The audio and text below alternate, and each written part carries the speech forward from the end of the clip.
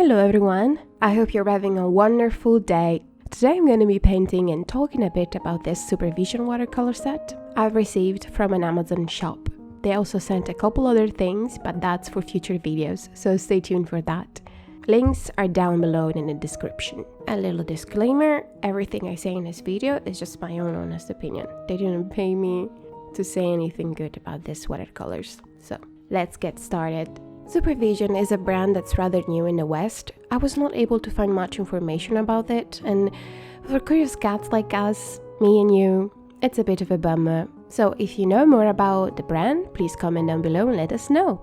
All I know so far is that they make paints, and among them watercolors. I've seen a lot of interesting sets by them. They even made a line inspired by artists' color palettes like Van Gogh, Morandi, Mucha. They were so cool and captivating. I just really want to try them.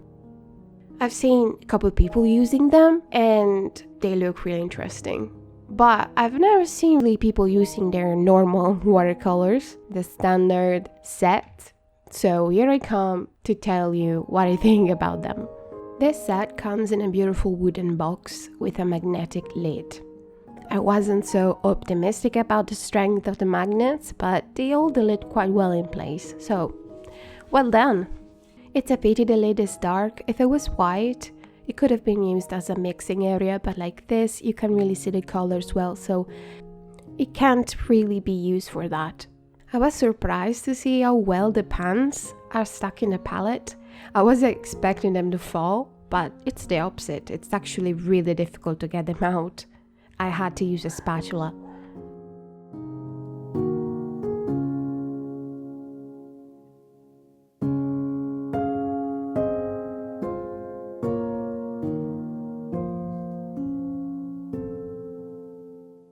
Here is how they look. We have the pigment information, the characteristics of the paint, also the Lightfast information.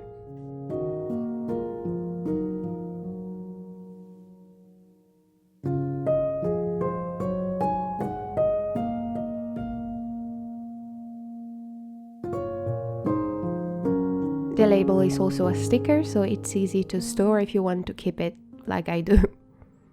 So that I don't mix up the colors, I labeled all of them with my label printer, with my lovely label printer. I don't know if I can live without it anymore.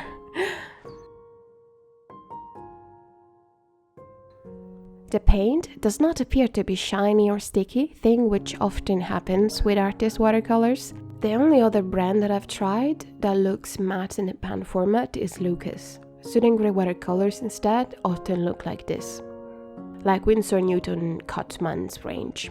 They also detach from the pan like it always happened with Cotman's.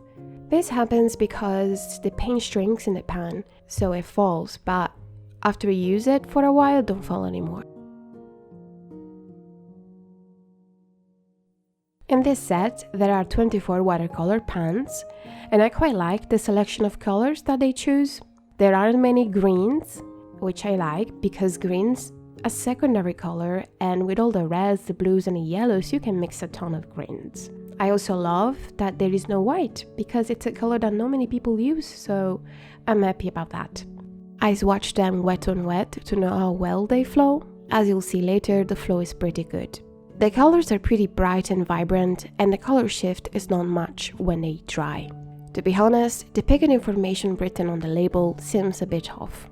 But I'm not an expert when it comes to pigments. I know that pigment colors can shift quite a bit depending on the manufacturer and the source. But for example, Payne's Grey and Ivory Black have both only PBK7, but I've never seen a PBK7 that's so blue. Also, Light Purple and Quinacridone Violet seem to have only PV19. But Light Purple looks more like Cobalt Violet, even the way it behaves. And the color is so different, not just the shift. And I also feel like Quinacridone Violet might have white in it from the way it behaves. It kind of looks like they forgot to write all the pigments on the label, but I can't be so sure. So if you know more about pigments, do you think that is it possible for these pigments to look this different? Let me know. And there are also a couple colors with the same English name, so I wish they had translated them better. I've done some color mixing for you to show you how many colors you can get with this selection of colors, and the color mixing I've done is just like the smallest amount of colors you can get.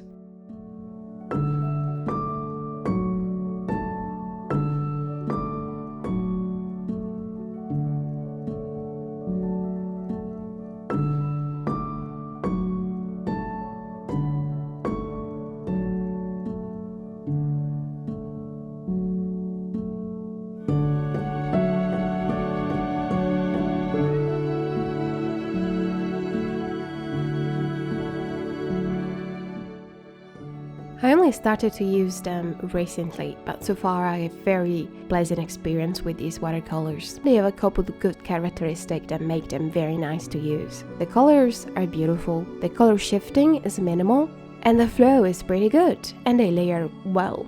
If you have any questions about them, please write them in the comments below. This is a work in progress review situation because I also have another set of Supervision watercolors in the tube version. So I have to test them, and I'm very curious to see if they behave any differently or have different characteristics. So in the next video about them, I'll be able to give you more information as my experience will grow and I will know them better. And if you have tried them and you have developed your own opinion, you have some thoughts to share with us, please do in the comments.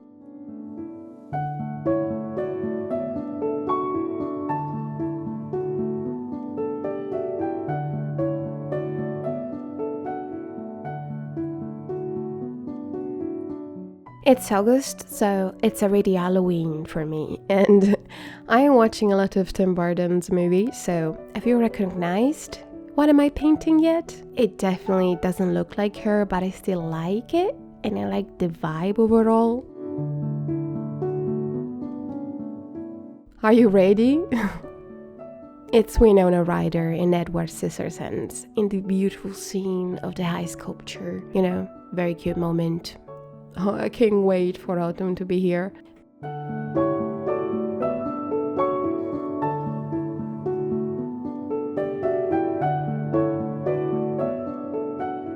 I quite like the result, as I said. I also use colored pencils because these days I use them to add the final touches.